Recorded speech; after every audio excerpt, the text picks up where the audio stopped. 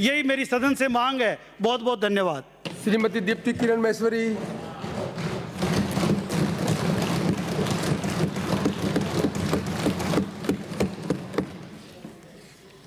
माननीय अध्यक्ष महोदय, आपने मुझे स्थगन पर बोलने का जो मौका दिया है उसके लिए मैं धन्यवाद देना चाहती हूँ।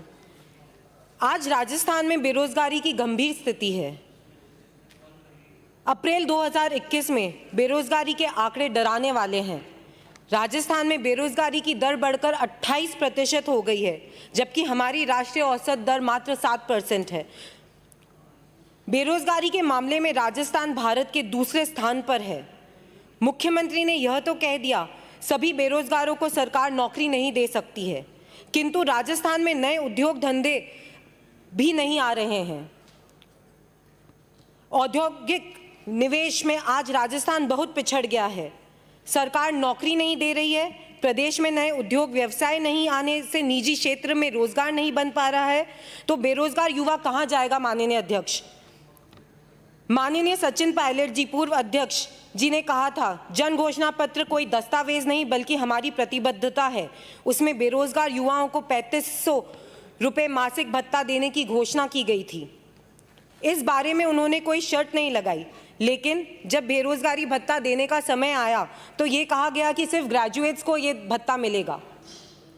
क्या ग्रेजुएट से कम पढ़े लिखे बेरोजगारों को भत्ते का अधिकार नहीं है?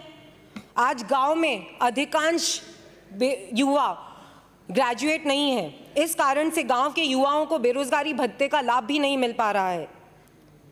सरकारी पोर्टल की बात करें तो आज राजस्थान में करीबन 30 से 35 लाख बेरोजगार हैं और पोर्टल पर 15,03,884 बेरोजगार पंजीकृत है, जिसमें से 13 लाख ग्रेजुएट और पोस्ट ग्रेजुएट भी हैं। लेकिन सरकार द्वारा अधिकतम 1,60,000 को ही भत्ता देने का प्रावधान किया है, जो ऊंट के मुंह में जीरे के समान है। अध्यक्ष महोदय, नई नई शर्तें तो आती ही रहती है। अब नई शर्तों के अनुसार बेरोजगारी भत्ता मुख्यमंत्री युवा संबल योजना के जरिए स्किल कोर्स करना होगा, उसके पश्चात ही इसका लाभ देय होगा। कुछ भी स्पष्ट नहीं है, परंतु प्रत्येक बेरोजगार सरकार से भत्ते की आशा एवं शीघ्र नौकरी की उम्मीद में है। बेरोजगारी भत्ता लेने के लिए अधिकतम आय सीमा भी 3 लाख रुपए कर रखी है। इस कारण से कितने ही निम्न व मध्यम वर्ग के युवा बेरोजगारी भत्ते से वंचित हो रहे हैं। बेरोजगारी भत्ता देने के लिए अधिकतम अवधि 2 वर्ष कर दी गई है, तो यदि 2 वर्ष तक युवा को रोजगार नहीं मिला तो उसके परिवार का क्या होगा? राजस्थान में आज करीबन 8.5 लाख राजकीय पद स्वीकृत हैं। 2 लाख सरकारी पद सभी विभागों में खाली है। 1 लाख सरकारी पदों की भर्तियां विचाराधीन है। 40,000 पदों पर भर्तियों की विज्ञप्ति का इंतजार है। माननीय अध्यक्ष महोदय, 1 अक्टूबर से प्रशासन आपके द्वार कार्यक्रम चालू होने वाला है। अगर मैं सिर्फ राजसमंद जिले की बात करूं तो यहाँ पर 120 पटवारी पोस्ट हैं, जिसमें से 20 लगे हुए हैं। इन रिक्त पदों के कारण हमारे गांव के किसानों को, लोगों को आए दिन परेशानी का सामना करना पड़ता है। क्या राज्य सरकार इन रिक्त पद होने के बावजूद भी ये आश्वस्त करा सकती है कि वे बिना किसी प्रॉब्लम के 20 पटवारी के साथ ये कार्यक्रम पूर्ण कर लेगी? मैं कार्मिक विभाग से वर्तमान में राजस्थान सरकार द्वारा सीधी भर्ती में से जिन जिन विभागों में विभिन्न पदों पर नियुक्तियां दी जाती है, उन समस्त विभागों की सूची सदन के पटल पर रखने की मांग करती हूं। उन विभागों में 1 जुलाई 2019 तक स्वीकृत भरे एवं खाली पदों की स्थिति विभाग अनुसार सदन के पटल पर रखें। आज मैं आपके समक्ष एक और बात कहना चाहूंगी माननीय अध्यक्ष साहब। गणेश चतुर्थी के पावन पर्व पर बेरोजगारों द्वारा विशाल प्रदर्शन कर अपनी मांगों को पूरी करने की मांग की थी। उन मांगों में पेंडिंग या विचाराधीन भर्तियों को पूरा करो, रिक्त पदों पर नई भर्ती निकाली जावे, भर्ती में इंटरव्यू समाप्त किए जावे, परीक्षा में फर्जीवाड़ा, पेपर लीक, परीक्षा में गड़बड़ी, परीक्षा केंद्रों पर गड़बड़ी एवं फर्जी डिग्रियों और इंटरव्यू के पश्चात इंटरव्यू में पर्सनल बायस पर कठोर कानून कार्रवाई की मैं मांग करती हूँ।